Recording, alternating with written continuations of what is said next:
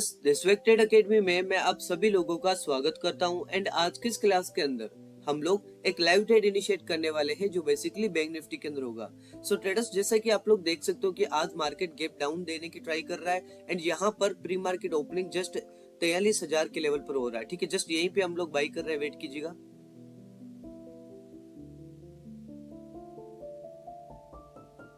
Okay, so just यहीं पे मैंने अभी बाई कर लिया अपनी क्वांटिटी को। जस्ट मैंने यहाँ पर लॉन्ग पोजीशन किया है इस जगह पे एंड मेरा जो टारगेट होगा ट्रेडर्स वो समथिंग अराउंड यहाँ पर मेरा टारगेट होगा। एंड स्टॉप लॉस की बात करें तो इससे बड़ा जो हमारा टारगेट होगा, सॉरी टारगेट जो इससे बड़ा एक्सपेक्ट नहीं कर सकते। ठीक है, क्योंकि देखो यहाँ पर ये टारगेट है 211 पॉइंट का हमारा टारगेट है एंड स्टॉप लॉस की बात करें तो ये वाला हमारा एक अच्छा स्टॉप लॉस हो जाएगा। ठीक है, सो अभी आप लोगों के सामने एंट्री हुई है, काफी क्विक हम लोगों के एंट्री देखने को मिला है, लेकिन कोई बात नहीं, टारगेट इजीली हमारा हिट हो जाएगा। 200 पॉइंट का टारगेट है। ठीक है, अब आप लोग ऐसा मत सोच रहे कि सर ये छोटा सा टारगेट है, छोटा सा नहीं है। यहाँ पे टाइम फ्रेम चेक कीजिए, 15 मिनट का टाइम फ्रेम है सर।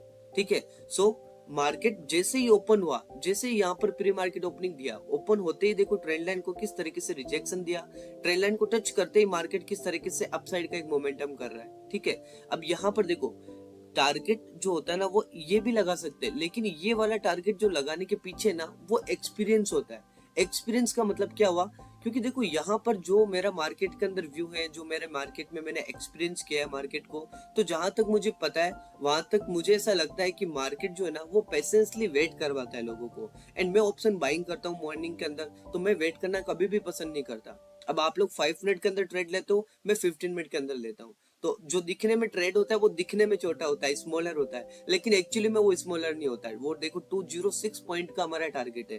ठीक है, सो एज ए डिसिप्लिन मैं हमेशा मार्केट के अंदर जब भी टारगेट सिलेक्ट करता हूँ तो सबसे पहले मैं सोचता हूँ कि अगर मैं ऑप्शन बाइंग कर रहा हूँ तो मैं ज्यादा से ज्यादा जो मार्केट की पेशेंस ली होती है उससे बचने की ट्राई करूंगा। मैं यही ट्राई करूंगा कि मैं मार्केट के पेशेंस से बचूं, ताकि मेरे पास टाइम डिके की प्रॉब्लम ना हो। और टाइम डिके की प्रॉब्लम नहीं होगी तो ऑप्शन बाइंग के अंदर हमारा प्रॉफिट और भी ज्यादा अच्छा हो जाएगा।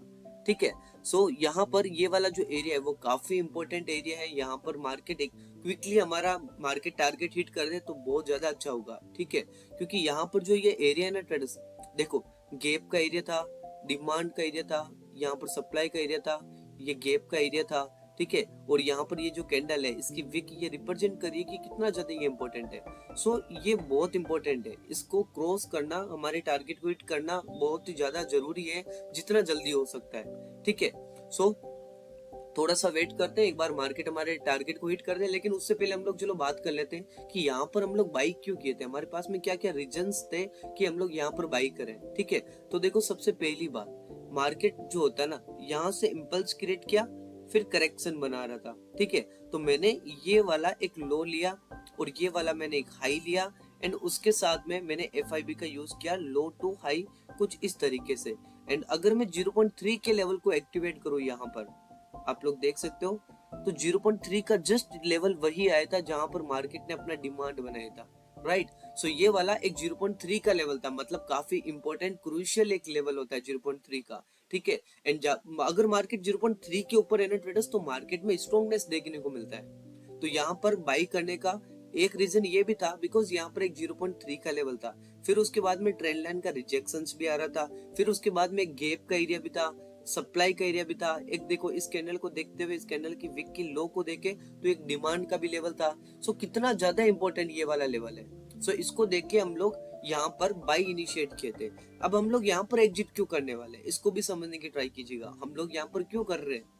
ठीक है, उसके पीछे का रीजन ये है ट्रेडर्स, बिकॉज यहाँ पर देखो टारगेट तो ये वाला हो सकता था, लेकिन ये वाला जो लेवल है उस लेवल को, अगर आप मेरे पेड यूजर्स हो तो आपको अच्छे से पता है, मैंने आपको समझा था कि यहाँ पर ये ITC कैंडल होता है। ठीक है, सो ITC जो कैंडल होती है उसकी जो बॉडी होती है वो पूरी की पूरी बॉडी ही इंपॉर्टेंट होती है। एंड उसके साथ में अगर इसको जूम करने की ट्राई करोगे तो बाकी सारी कैंडल स्मॉलर है, लेकिन यहाँ से ये कैंडल बड़ी बनी, इसका मतलब ये एक ऑपरेटर लाइक का लेवल है। ठीक है, सो इस मार्केट के लिए ये वाला जो एरिया होता है वो एक मैग्नेटिक एरिया की तरह काम करता है। मैग्नेटिक एरिया का मतलब जैसे कि अगर मार्केट यहाँ पर ओपन हो रहा था तो ये ट्रेंड लाइन मैग्नेटिक थी, इसका मतलब मार्केट को अट्रैक्ट कर रही थी अपनी तरफ ये trend line.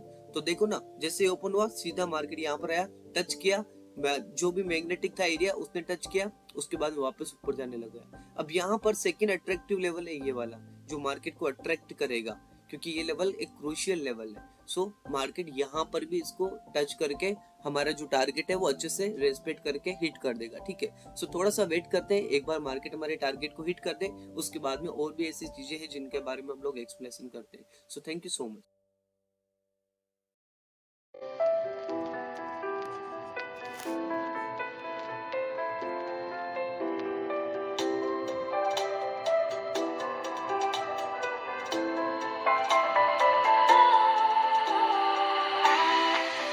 Was wrong to say I wouldn't change a thing, 'cause in the story of our lives, the best of times through colored glass. Time goes on enough to let me move on past, but every little now and then it creeps on back to shame my smile.